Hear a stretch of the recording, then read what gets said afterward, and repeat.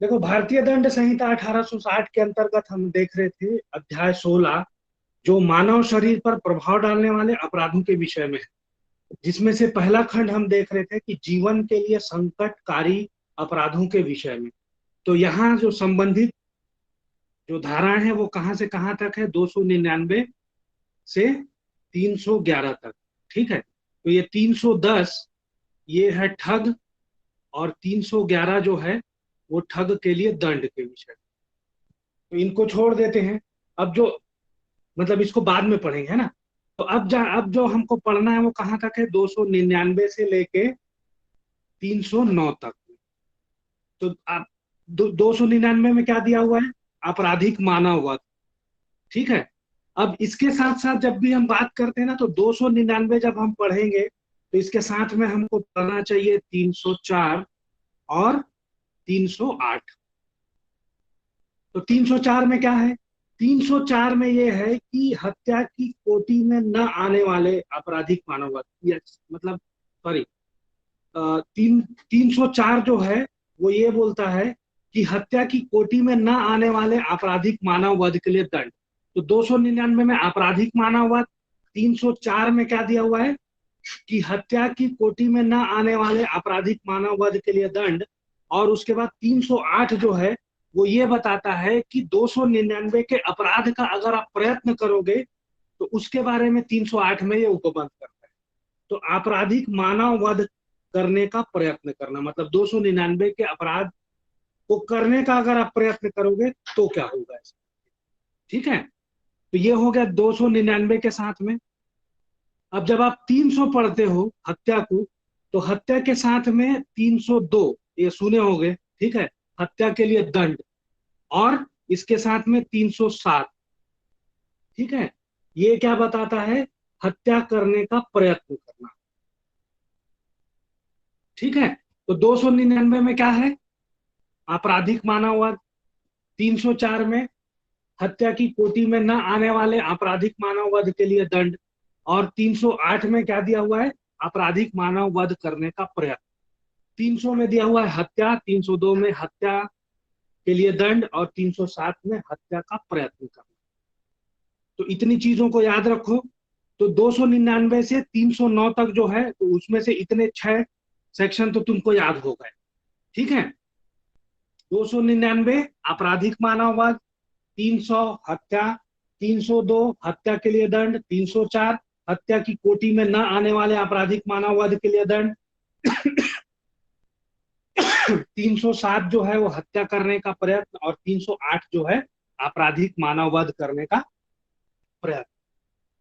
ठीक है, अब हम देखते हैं 301 जो है वो किस बारे में उपबंध करता है।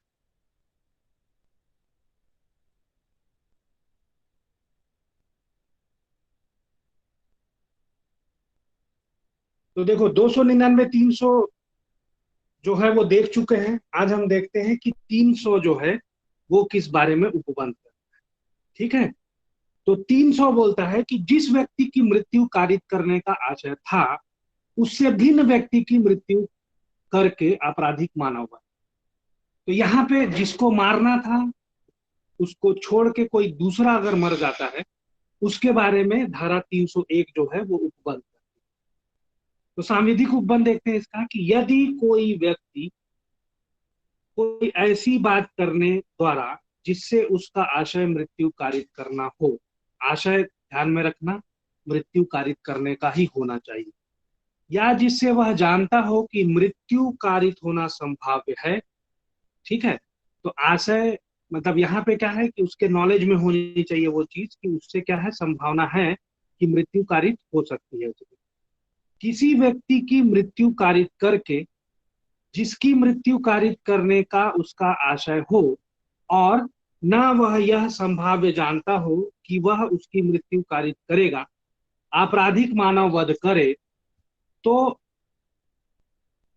अपराधी द्वारा किया गया आपराधिक मानव वध उस भांति का होगा जिस भांति का वह होता यदि वह उस व्यक्ति की मृत्यु कारित करता जिसकी मृत्यु कारित करना उसके द्वारा आशयित था, या वह जानता था कि उस द्वारा उसकी मृत्यु कारित होना संभव है। ठीक है। तो यहाँ पे क्या है कि अगर आप किसी को मारने के आशय से उस पे हमला करते हो, है ना, और कोई दूसरा व्यक्ति मर जाता है, तो भी ये समझा जाएगा कि आपने उसी को मारने के उद्देश्य से ऐसा किया था। ठीक। तो ये चीजें हैं कि अगर कोई दूसरा व्यक्ति भी मर जाता है, जैसे आप मारने जा रहे हो, कोई दूसरा व्यक्ति भी मर जाता है, तो यही समझा जाएगा कि आपने उसी को मारने के लिए, मतलब ऐसा ये माना जाएगा कि आपने उसी व्यक्ति को मारा है, ऐसा समझा जाएगा। तो ये सेक्शन क्लियर हो गया। ठीक है। अब देखो 302। तो 302 में क्या है, 300 में क्या पढ़ा था हमने, हत्या। अब हत्या के लिए दंड, इस चीज को भी हम देख चुके हैं, लेकिन एक बार फिर से देख लेते हैं कि जो कोई हत्या करेगा वह मृत्यु या आजीवन कारावास से दंडित किया जाएगा। ठीक है। मृत्यु या आजीवन कारावास से दंडित किया जाएगा, और जुर्माने से भी दंडनीय होगा। तो यहाँ पे या तो आपको मृत्यु दंड मिलेगा या आजीवन कारावास का दंड मिलेगा, और साथ में जुर्माना भी होगा। ठीक है। और वाली चीज याद रखना, जब आप पढ़ोगे तो या ऐसा कहीं लिखा होता है और कहीं पे और लिखा होता है, तो और मतलब जुर्माना भी लगेगा, और है ना, या मतलब जुर्माना भी लगाया जा सकता है, ऐसा हो, है ना। तो 302 जो है, अब इसमें एक देखने वाली बात क्या है कि अपराध का वर्गीकरण देख लो। तो साधारण रूप से देखो, हत्या क्या है, गंभीर अपराध है ना, तो संज्ञेय होना चाहिए। ठीक। उसके बाद अजमानती होना चाहिए, है ना, अशमनी होना चाहिए, कि जैसे मान लो आपने किसी की हत्या कर दी है, तो उसके घर वालों से मिलकर आप अपराध का समन तो नहीं करवा सकोगे, समझौता तो नहीं होगा, तो अशमनी है। और सत्र न्यायालय द्वारा विचारणीय। ठीक है। तो ये चीजें याद रखो। तो ये अपराध का वर्गीकरण है। तो 302 में क्या दिया हुआ है, हत्या के लिए दंड। हत्या किस में दिया हुआ है, 300 में। और अपराध का वर्गीकरण क्या है, संज्ञेय, अजमानती, अशमनी और सत्र न्यायालय द्वारा विचारणीय। तो ये हमने क्या देखा, 301 और 302। ठीक है। अब देखो 303। 303 क्या बोलता है, आजीवन सिद्ध दोष द्वारा हत्या के लिए दंड। तो यहाँ पे समझ रहे हैं कि जो कोई आजीवन कारावास के दंडादेश के अधीन रहते हुए, मतलब ऐसा व्यक्ति जिसको आजीवन कारावास का दंड मिला है, हत्या करेगा, ठीक है, तो उसको क्या होगा, सीधा मृत्यु दंड, है ना। मतलब क्या है कि आपको क्या किया गया है, आजीवन कारावास का दंड मिला है, और आप मान लो जेल में ही रहते हुए किसी और दूसरे कैदी की हत्या कर देते हो, तो आपको क्या मिलेगा, वहां पे सीधा सीधा मृत्यु दंड ही मिलेगा। तो ये क्या है, 303। तो 301 में क्या है, जिस व्यक्ति की मृत्यु कारित करने का आशय था, उससे भिन्न व्यक्ति की मृत्यु कारित करके आपराधिक मानववध करना।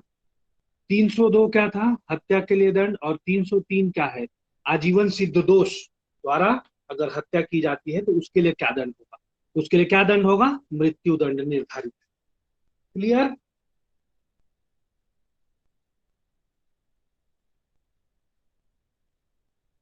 अब उसके बाद देखो कि हत्या की कोटि में न आने वाले आपराधिक मानव वध के लिए दंड, मतलब आपने किसी को जान से मार दिया,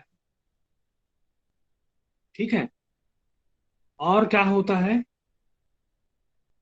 कि वो हत्या की कोटि में नहीं आता है, तो उसके लिए क्या दंड दिया जाएगा।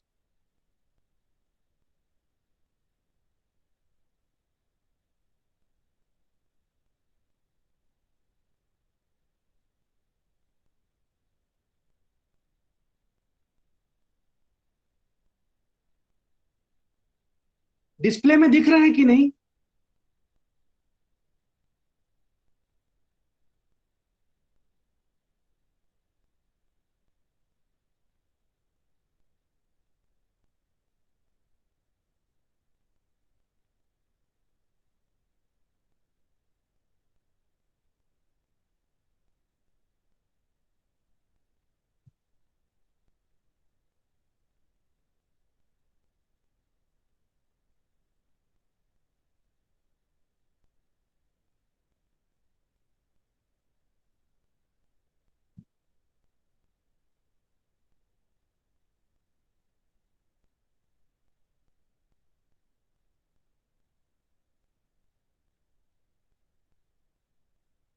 ठीक है। अब देखो 304 जो है, तो 304 जो है धारा भारतीय दंड संहिता की, वो बताता है कि हत्या की कोटि में न आने वाले आपराधिक मानववध के लिए दंड।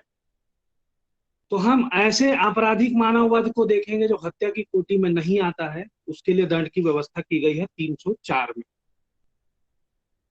तो यहाँ पे देखो, जो कोई ऐसा आपराधिक मानववध करेगा जो हत्या की कोटि में नहीं आता है, यदि वह कार्य जिसके द्वारा मृत्यु कारित की गई है, मृत्यु या ऐसी शारीरिक क्षति जिससे मृत्यु होना संभाव्य है, कारित करने के आशय से किया जाए, तो वह आजीवन कारावास से, जो दोनों में से किसी भी भांति के कारावास से जिसकी अवधि 10 वर्ष तक की हो सकेगी, दंडित किया जाएगा और जुर्माने से भी दंडनीय होगा। ठीक। अब अथवा यदि वह कार्य इस ज्ञान के साथ किया गया हो, ठीक है, जिससे मृत्यु कारित करना संभाव्य है, किंतु मृत्यु या ऐसी शारीरिक क्षति जिससे मृत्यु कारित करना संभाव्य है, कारित करने के किसी आशय के बिना किया जाए। ठीक है। वहां पे अगर आशय ना हो, तो वह दोनों में से किसी भी भांति के कारावास से जिसकी अवधि 10 वर्ष तक की हो सकेगी, या जुर्माने से, या दोनों से दंडित किया जाएगा। तो आशय सहित जब आप करोगे तो आजीवन कारावास से, या तो आजीवन कारावास मिलेगा, या दोनों में से किसी भी भांति के कारावास से जिसकी अवधि कितनी हो सकेगी, 10 वर्ष तक की हो सकेगी, दंडित किया जाएगा और जुर्माने से भी दंडित किया जाएगा। और अगर आशय के बिना करते हो आप, ठीक है, तो क्या होगा कि किसी भी भांति के कारावास से आपको दंडित किया जाएगा, जिसकी अवधि क्या हो सकती है, 10 वर्ष तक की हो सकती है, या जुर्माने से, या दोनों से दंडित किया जाएगा। ठीक है। तो ये थोड़ा जो अंतर है उसको देख के रखना। अब देखो अपराध का वर्गीकरण जो है, ठीक है, 304 जो धारा 304 है उसमें अपराध का जो वर्गीकरण है उसको देखते हैं कि इस धारा के अधीन अपराध जो है वो क्या होना चाहिए। लगभग जैसा, मतलब जो वर्गीकरण किसका था, हत्या के लिए था। ठीक है, आपराधिक मानववध हत्या में ज्यादा अंतर नहीं है। तो आप ये मान के चलो कि जो आपको मतलब वर्गीकरण हमने किया, किसका किया था, 302 के अपराध का किया था, वही वर्गीकरण लगभग लगभग किसका है, ये 304 का। 304 काहे के बारे में उपबंध करता है कि हत्या की कोटि में न आने वाले आपराधिक मानववध के लिए दंड। तो हत्या 302 का क्या था, संज्ञेय, अजमानती, अशमनी और सत्र न्यायालय द्वारा विचारणी। तो 304 भी जो है वो सेम होगा, क्या होगा, संज्ञेय, अजमानती, असमनी और सत्र न्यायालय द्वारा विचारण। ठीक है, क्लियर है। अब उसके बाद देखो 304, तो 200, देखो 301 में क्या पढ़े कि जिस व्यक्ति को मारना था, ठीक है, उससे अलग व्यक्ति की आप अगर आपराधिक मानववध कर देते हो, 301। 302 में हत्या के लिए दंड। ठीक है। 303 में क्या था, आजीवन सिद्ध दोष द्वारा हत्या के लिए दंड। और उसके बाद क्या है 304, आपराधिक मतलब हत्या की कोटि में न आने वाले आपराधिक मानववाद के लिए दंड। ठीक है। तो ये हो गया तुम्हारा 304, है ना। अब 304 ए देखो, उपेक्षा द्वारा मृत्यु कारित करना। तो उपेक्षा का क्या सामान्य रूप से अगर हम समझना चाहें, उपेक्षा का मतलब क्या होता है कि कहीं आपका कोई ड्यूटी है, उस ड्यूटी को आप नहीं करते हो, तो वो उपेक्षा है, नेग्लिजेंस है। ठीक है। तो कॉजिंग डेथ बाई नेग्लिजेंस, तो जो कोई उतावलेपन से, ठीक है, उतावला होकर मतलब उतावला होना समझते होगे ना, या फिर उपेक्षा पूर्ण, तो यहाँ पे दोनों चीज कवर करती है ये, उतावलापन के साथ में, ठीक है, या फिर उपेक्षा पूर्ण, ऐसे कार्य से किसी व्यक्ति की मृत्यु कारित कर देता है जो आपराधिक मानववाद की कोटि में नहीं आता है, तो वह दोनों में से किसी भी भांति के कारावास से जिसकी अवधि क्या हो सकेगी, 2 वर्ष तक की हो सकेगी, या जुर्माने से, या दोनों से दंडित किया जाए। तो यहां पे देखो 304, ठीक है, यहां पे भी मानववध हुआ है, लेकिन दंड में कितना बड़ा अंतर है देखो। अगर आप उपेक्षा से, ठीक है, या फिर क्या करते हो, उतावलेपन से या उपेक्षा से अगर मृत्यु कारित कर देते हो, जो आपराधिक मानववाद की कोटि में नहीं आता है, मतलब मारने का आशय वगैरह जो आवश्यक तत्व है ना आपराधिक मानववाद के, वो नहीं होने चाहिए ना। तो अगर वैसा होता है तो क्या होगा, वह दोनों में से किसी भी भारतीय के कारावास से, मतलब सादा कारावास या कठोर कारावास मिलेगा, जिसकी अवधि 2 वर्ष तक की, या जुर्माने से या दोनों से दंडित होगा। अब जब अपराध का वर्गीकरण यहाँ पे आप देखोगे तो संज्ञेय, ठीक है, क्योंकि यहाँ पे कोई मरा है, ऐसा ध्यान में रख सकते हो। जमानती है, 2 वर्ष से कम की सजा है, इसलिए जमानती, मतलब ऐसा थोड़ा सा रिलेशन बना सकते हो, सामान्य नियम है, ठीक है। अशमनीय है, शमन नहीं कर सकते अपराध का। और क्या है, प्रथम वर्ग मजिस्ट्रेट द्वारा क्या है, विचारणीय। तो जुडिशियल मजिस्ट्रेट फर्स्ट क्लास, प्रथम वर्ग मजिस्ट्रेट द्वारा विचार, ठीक। तो ये था 304। अब देखो 304 ए के बाद देखते हैं 304 बी। तो ये इंपॉर्टेंट सेक्शन है, कभी कभी मतलब कभी क्या, अगर नॉर्मली पूछना है तो यहीं से क्वेश्चन, एक तो आपका 299 से आएगा, या 300 से एक क्वेश्चन आता है ऑब्जेक्टिव टाइप का, उसके बाद 304 ए या 304 बी से पूछता है, ठीक है। अब यहाँ पे देखना दहेज मृत्यु। तो दहेज मृत्यु जो है, तो देखो आप 304 बी जो है, इसको याद रखे रहना, 304 बी। तो उपधारा 1 है कि जहां किसी स्त्री की मृत्यु किसी दाह या शारीरिक क्षति द्वारा कारित की जाती है, या उसके विवाह के 7 वर्ष के भीतर, ठीक है। तो यहाँ पे ये चीज ध्यान रखना ना, 7 वर्ष अगर विवाह, ये धारा मतलब नॉर्मली क्या होता है कि 7 वर्ष से कम अवधि, विवाह के अवधि अगर 7 वर्ष से कम है तो ही ये प्रबल मानी जाती है ना। तो 7 वर्ष के भीतर सामान्य परिस्थितियों से अन्यथा, अगर परिस्थितियां ऐसी हैं जो सामान्य रूप से नहीं है, मृत्यु हो जाती है, तो यह दर्शित किया जाता है कि उसकी मृत्यु से कुछ पूर्व उसके पति या उसके पति के नातेदार, ठीक है, माता पिता भाई बहन, दहेज की मांग के लिए या उसके संबंध में उसके साथ क्रूरता की थी या उसे तंग किया था, वहां ऐसी मृत्यु को दहेज मृत्यु कहा जाएगा, और ऐसा पति या नातेदार उसकी मृत्यु कारित करने वाला समझा जाएगा। क्लियर है। स्पष्टीकरण देखना, इस उपधारा के प्रयोजनों के लिए दहेज का वही अर्थ है, ठीक है, जो किसमें दिया हुआ है, दहेज प्रतिषेध अधिनियम 1961 में दिया हुआ, कि धारा 2 में। तो ये भी चीज आप याद रख सकते हो कि दहेज की परिभाषा जो है वो धारा 2 में, दहेज प्रतिषेध अधिनियम 1961 में।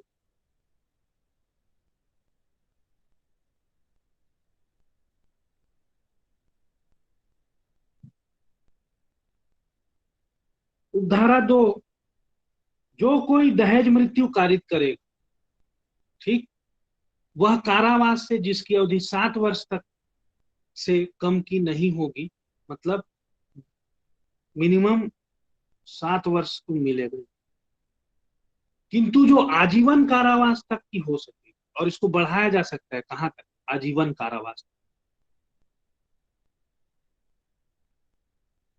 से दंडित किया जाए, ठीक। अब देखो कि यहाँ पे क्या करना है अपने को, कि अपराध का वर्गीकरण देखना है, तो सामान्य रूप से संज्ञेय होगा। देखो धीरे धीरे ना ये चीजें आती जाएंगी, अपराध का वर्गीकरण एकदम याद करने की जरूरत नहीं, ठीक है। अभी देखना, आप एक बार सोच के देखो कि क्या हो सकता है, फिर मैं रिपीट, मैं यहाँ से मैं बोल रहा हूँ और उसको मैच करते जाना। तो संज्ञेय होगा, जमानत नहीं मिलना चाहिए तो अजमानती होगा। असमनी होगा, मतलब आप किसी का दहेज मृत्यु करके समझौता करके केस खत्म नहीं कर सकते हो, तो अजमानती होगा, तो सॉरी असमनी होगा। और मृत्यु कारित हुई है, तो मृत्यु कारित हुई है तो क्या होना चाहिए, सत्र न्यायालय द्वारा, ठीक है, मतलब आशय सहित किसी को मार डालना जो है, तो ये सत्र न्यायालय, ऐसा मान के चलो साधारण रूप से कि सत्र न्यायालय द्वारा विचारणीय। लेकिन थोड़ी मतलब 304 ए एक धारा जो पहले अपन पढ़े हैं, उसमें क्या था, उपेक्षा द्वारा मृत्यु कारित करने था, और सजा का प्रावधान था। तो सजा देखो सीआरपीसी में पढ़े होगे ना कि कहां से कहां तक के दंड का विचारण होता है, तो उसको भी ध्यान में रखना। तो यहाँ 2 वर्ष तक का सजा है, इसलिए ये क्या दिया हुआ था, जुडिशियल मजिस्ट्रेट फर्स्ट क्लास दिया हुआ था, ठीक है। और जो 304 बी है उसमें 7 वर्ष से कम की नहीं होगी, मिनिमम 7 वर्ष तक की, जिसको कहां तक बढ़ाया जा सकता है, आजीवन कारावास तक बढ़ाया जा सकता है। तो ये था आपका 304 बी। ठीक है। एक्स्ट्रा जो चीजें थी वो क्या क्या है, 299 से कहां तक देखने बोला था मैं आपको, 309 तक। 310 में क्या है, ठग है। 311 में ठग के लिए दंड है। तो एक्स्ट्रा जो धाराएं हैं वो क्या है, 304 ए और 304 बी। 304 ए में क्या है, मृत्यु द्वारा, सॉरी, उपेक्षा द्वारा मृत्यु कारित करना, और 304 बी में क्या है, दहेज मृत्यु के बारे में दिया गया है। ठीक है। अब उसके बाद देखो धारा 305। धारा 305 किसके बारे में उपबंध करती है, कि शिशु या उन्मत्त व्यक्ति के आत्महत्या का दुष्प्रेरण। तो किसके किसके लिए, शिशु हो, ठीक है, उसके आत्महत्या का दुष्प्रेरण करोगे, या उन्मत्त व्यक्ति मतलब थोड़ा जो मानसिक रूप से कमजोर है, ठीक है, मतलब मानसिक स्वस्थ मानसिक स्थिति में नहीं है उस समय, ठीक है। तो ऐसे व्यक्ति के आत्महत्या करने के लिए अगर आप दुष्प्रेरण करते हो, ठीक, तो उसके बारे में वो बंद करता है। तो 305 क्या बोलता है, शिशु या उन्मत्त व्यक्ति, ये दो चीजें याद रखना है। क्वेश्चन पूछ सकता है शिशु की आत्महत्या का दुष्प्रेरण के लिए कौन सी धारा है, तो 305। उन्मत्त व्यक्ति की आत्महत्या के दुष्प्रेरण के लिए कहाँ बंद किया गया है, तो 305। ठीक है।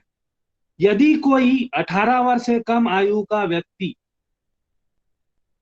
कोई उन्मत्त व्यक्ति, कोई विपरिचित व्यक्ति, कोई जड़ व्यक्ति, कोई व्यक्ति जो मत्तता की अवस्था में है, ठीक है, मतलब मत्त है, ठीक है, आत्महत्या कर ले, जो कोई ऐसी आत्महत्या करने का दुष्प्रेरण करेगा वह मृत्यु या आजीवन कारावास, तो चीजें ध्यान में देना, वह मृत्यु दंड या आजीवन कारावास या कारावास जिसकी अवधि 10 वर्ष तक की हो सकती, ठीक है, 10 वर्ष से अधिक की ना हो सके, तो मैक्सिमम 10, दंडित किया जाएगा और जुर्माने से भी दंडित। ठीक है।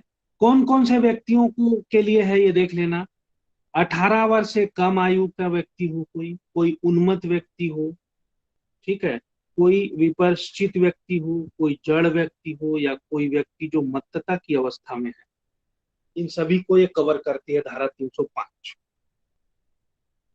अब 305 में अपराध का वर्गीकरण देखें तो नॉर्मली क्या होना चाहिए, आप एक बार रिपीट करो अपने मन में और में से मैच करना, संज्ञेय, अजमानती, असमनी और सत्र न्यायालय द्वारा विचार। ठीक है। तो ये हो गया। अब देखो धारा 306 आत्महत्या का दुष्प्रेरण। 305 में क्या है, शिशु या उन्मत्त व्यक्ति की आत्महत्या का दुष्प्रेरण। उसके बाद 306 जो है वो क्या बोलता है, आत्महत्या का दुष्प्रेरण। तो इन सब चीजों को हटाने के बाद अगर आप लगा देते हो, देखो कि किस, आप दुष्प्रेरण करते हो और आत्महत्या होती है, तो वहां पे देखने वाली बात क्या है, कि अगर इन सब व्यक्तियों में से कोई है तो 305 लगेगा, और नहीं है तो 306 लगेगा। ठीक है। तो यदि कोई व्यक्ति आत्महत्या करे, तो कोई ऐसे आत्महत्या का दुष्प्रेरण करेगा, वह दोनों में से किसी भी भांति के कारावास से जिसकी अवधि 10 वर्ष तक की हो सकेगी दंडित किया जाएगा, और जुर्माने से भी दंडित। 305 और 306 में अंतर क्या है, कि मृत्यु दंड भी मिल सकता है, आजीवन कारावास भी मिल सकता है, और कारावास जिसकी अवधि 10 वर्ष से अधिक की ना हो सकेगी, ऐसा। और 306 क्या बोलता है, जिसकी अवधि 10 वर्ष तक की हो सकेगी, मतलब यहां मृत्यु दंड और आजीवन कारावास की व्यवस्था नहीं है। ठीक है। तो ये 305 और 306 में मुख्य अंतर है। तो गंभीर कौन सा है, 305 गंभीरता के आधार पर अगर देखना चाहें तो। ठीक है। तो विशेष व्यक्तियों के लिए 305 है, और सभी जो उनसे बच जाते हैं उनके लिए 306 है। अपराध का वर्गीकरण समझ में आ गया होगा, संज्ञेय, अजमानती, असमनी और सत्र न्यायालय द्वारा विचारणीय। अब 307 देखें, हत्या करने का प्रयत्न करना। तो हत्या को हमने किस में देखा था, 300 में। अब हत्या का प्रयत्न कर, ठीक है। तो हत्या का प्रयत्न, देखो हम जब अपराध की अवस्थाएं पढ़ रहे थे तो प्रयत्न जो था वो परिपूर्णता के एक स्टेप पहले होता है, जहां पे हर चीजें अपराध की बाकी अवस्थाएं पूरी हो जाती हैं, लेकिन किसी एक कारण से क्या होता है कि अपराध की पूर्णता जो है वो गठित नहीं हो पाती। तो वही सब चीजों को ध्यान में रखना है कि सब चीजें हो रही हैं, केवल अपराध की पूर्णता में कोई एक ऐसा कारण आ गया होगा जिसके कारण वो अपराध पूर्ण रूप से गठित नहीं हुआ, तो वो प्रयत्न कहलाएगा। तो उपबंध देखते हैं कि जो कोई किसी कार्य को ऐसे आशय या ज्ञान से और ऐसी परिस्थितियों में करेगा, यदि वह उस कार्य द्वारा मृत्यु कारित कर देता तो वह हत्या का दोषी होता, और दोनों में से किसी भी भांति के कारावास से, जिसकी अवधि 10 वर्ष तक की हो सकती, दंडित किया जाएगा और जुर्माने से भी दंडनीय होगा। और यदि वह ऐसे कार्य द्वारा किसी व्यक्ति को उपहति कारित हो जाए तो वह अपराधी या तो आजीवन कारावास से या ऐसे दंड से दंडनीय होगा जैसा एतस्मिन् पूर्व वर्णित। ठीक। तो ये था आपका 307। अब देखो आजीवन सिद्ध दोष द्वारा प्रयत्न अगर किया जाता, तो आजीवन सिद्ध दोष द्वारा हत्या किसमें देखी थी हमने? 303। ठीक है। अब यहीं पे अगर वो क्या करता है, प्रयत्न करता है, ठीक है, आजीवन सिद्ध दोष मतलब जिसको आजीवन कारावास की सजा हुई है, वो व्यक्ति अगर क्या करता है, हत्या का प्रयत्न करता है, तब, जबकि इस धारा में वर्णित अपराध करने वाला कोई भी व्यक्ति आजीवन कारावास के दंडादेश के अधीन हो, तब यदि उपहति कारित हुई हो तो वह मृत्यु से दंडित किया जाएगा। तो यहाँ पे भी प्रयत्न के लिए अगर आप, जो दुष्प्रेरिति है वो क्या हो, प्रयत्न करता है, ठीक है, हत्या का प्रयत्न करता है, तो उसको मृत्युदंड दिया जाए। ठीक। दृष्टांत से देखने का प्रयास करते हैं। यह का वध करने के आशय से क उस पर ऐसी परिस्थितियों में गोली चलाता है कि यदि मृत्यु हो जाती तो क को हत्या का दोषी होता। तो क इस अपराध के अधीन दंडनीय है, क्या? हत्या करने के प्रयत्न। क कोमल वयस्क के शिशु की मृत्यु करने के आशय से उसे एक निर्जन स्थान में अरक्षित छोड़ देता। क ने उस धारा द्वारा परिभाषित अपराध किया है, यद्यपि परिणाम स्वरूप उस शिशु की मृत्यु नहीं हुई। ठीक है, मृत्यु हो जाएगी तो क्या होगा? मृत्युदंड। यह की हत्या का आशय रखते हुए क एक बंदूक खरीदता है और उसे भरता है। क ने अभी तक अपराध नहीं किया, यह पर क बंदूक चलाता है, उसने इस धारा में परिभाषित अपराध किया है, और यदि इस प्रकार गोली मारकर वह यह को घायल कर देता है तो वह इस धारा के प्रथम पैरे के पिछले भाग द्वारा उपबंधित दंड से दंडनीय। ठीक। तो ये था आपका 307 दृष्टांत।